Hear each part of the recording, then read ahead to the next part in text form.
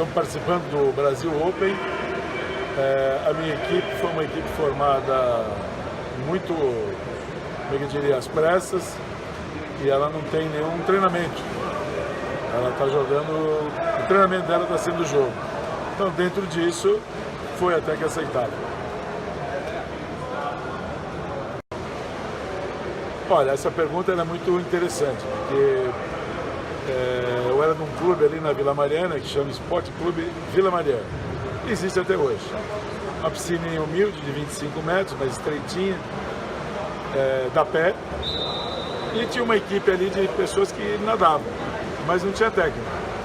Então o mais velho da equipe, ele chegava lá e falou: olha, eu bolei aqui esse treinamento para hoje, de natação. E a gente entrava e ficava nadando. Num belo dia, apareceu lá um maluco, que se dizia técnico de polo aquático, e que queria montar uma equipe de polo aquático no Tietê. E se todos aqueles caras que estavam nadando ali, que não tinham treinador, se interessariam em jogar no clube de regatas Tietê. Resumindo, todo mundo se interessou, saiu uma caravana de uns 30 caras, não existia metrô na época, pegava-se o Santanão, que a gente chamava, ele fazia ali a Vila Mariana até Santana, e lá fomos nós começar o polo aquático em 68.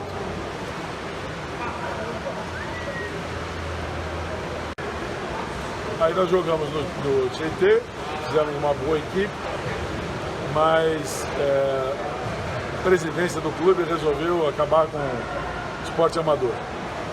E você viu o que deu. Hoje o clube Tietê foi extinto, não existe mais. Então você acabar com o esporte no clube é muito perigoso. Vira um asilo e chega uma hora que ninguém mais paga mensalidade e o pai e a mãe também não querem frequentar. E nisso acabaram achando o clube Juventus, da Moca, do futebol. E esse clube falou: aceito a equipe inteira, pode vir. Então a equipe todinha, que era do Tietê, se transferiu para jogar pelo Juventus. O esporte ele era amador, tanto no Tietê como no Juventus, como no Paulistano e Pinheiros, que eram os times, as equipes mais fortes. Também era amador, nenhum clube era profissional. Jogamos também pelo Juventus, foi uma época muito interessante.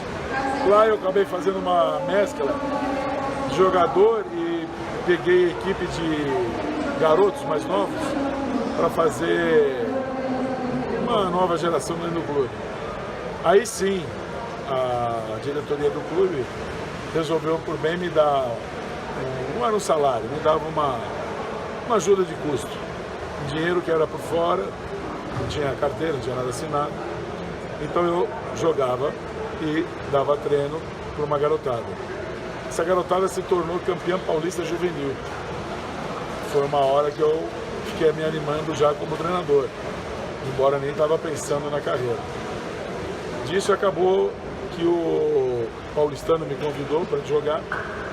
Eu fui para o Paulistano como jogador e em pouco tempo de jogador no Paulistano acabei ficando também como treinador de categoria de base. Passou um ano de trabalho da categoria de base e mais ou menos uns 5 anos como jogador do clube. No final, nesse último ano, eu fiz as duas coisas. E aí veio o Paineiras.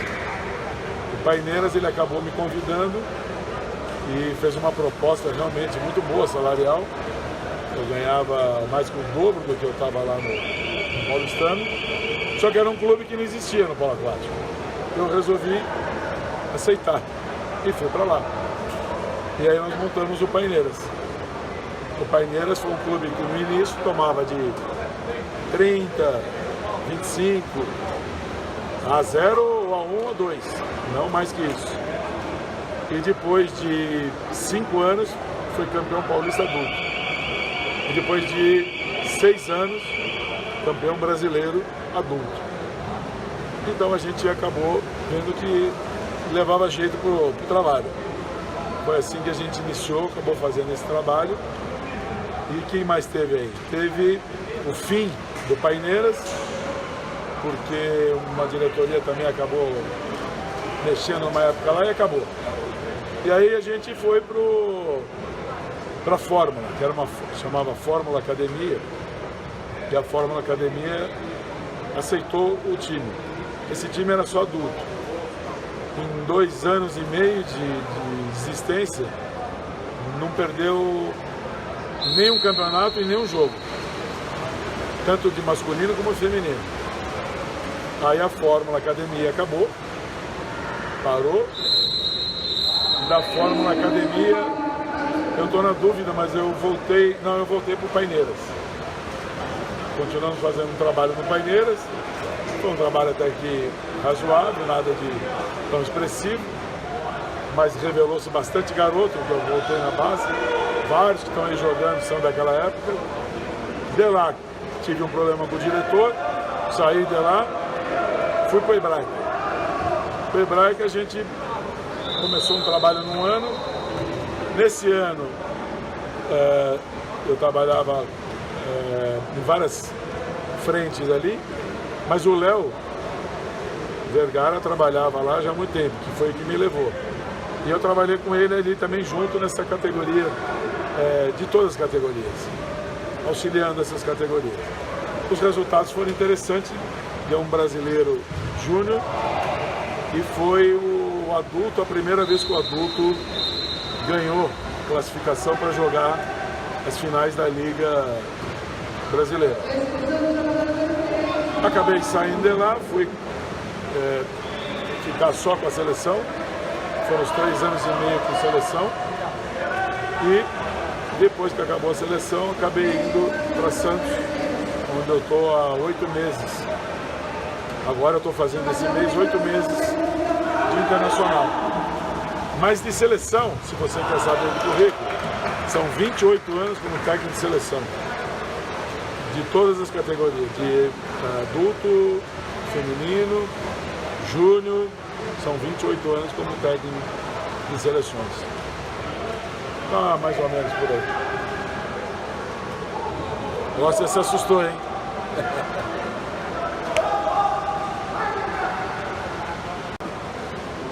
Era auxiliar técnico na Olimpíada, do técnico mais consagrado do mundo. E essa foi a minha função durante 3 anos e meio. Foi o grande aprendizado foi exatamente esse. Além de a gente ter um técnico do gabarito que estava, foi um intercâmbio que o Brasil nunca teve, na realidade. Então a gente conseguiu treinar com as melhores equipes do mundo, viajar para esses países, treinar e fazer torneios com essas equipes. E aí você acaba tendo um aprendizado muito grande de técnica, de tática, de psicológico, treinamento, uma série de situações que só são vividas passando por elas. Porque contar vários técnicos famosos, bons, já me contaram, já falaram, já disseram, mas é diferente entre você escutar, conversar e você vivenciar. Esse foi o grande ganho, realmente foi um ganho muito grande.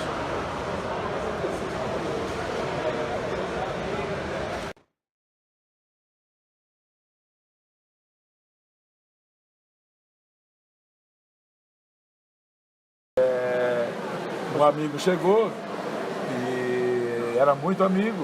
Ele falou: acabei de tirar minha carteira de habilitação, posso dirigir?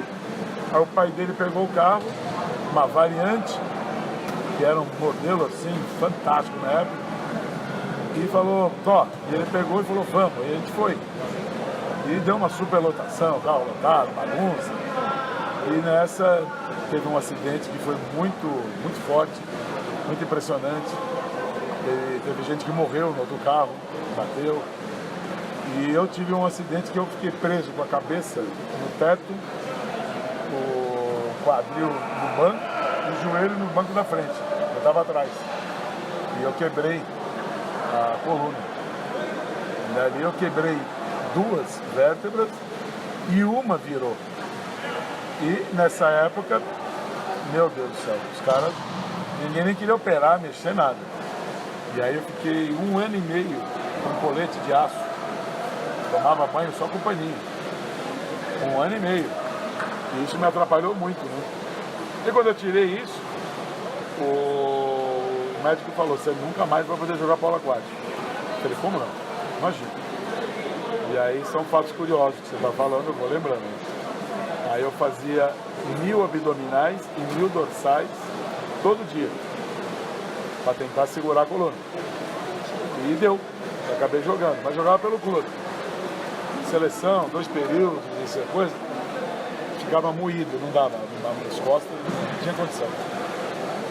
E isso foi uma fase da época que foi marcante demais, né? Que me favoreceu acabar sendo técnico mais cedo. Eu acho que essa conduta que eu tive, de fazer 1000 abdominais, 1000 dorsais, de conseguir uma sobrevida jogando, são tudo coisas que eu trouxe também como treinador, entendeu? Tem que fazer mais, tem que treinar mais. Quer ser mais, tem que fazer mais. Não adianta você querer mais e fazer igual ou menos. Para querer mais, você tem que fazer mais. É uma matemática muito simples, não precisa nem de calculadora. E aí os atletas hoje em dia, eu sempre falo esse tipo de coisa para eles.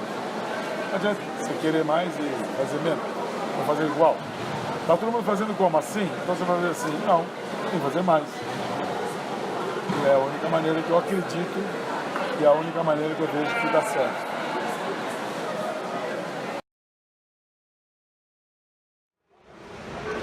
O que o polo aquático ensinou, eu diria o contrário. O que é que ele não me ensinou? Ele me ensinou, diria a você, praticamente tudo. Ele me reeducou. Aprendi realmente, porque eu falo isso para os atletas, qualquer atleta.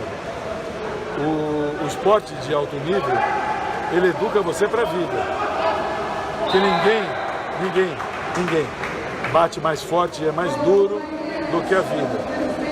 E você faz um preparo com o esporte para poder se adequar e se aceitar e suportar e trabalhar o teu dia a dia na vida.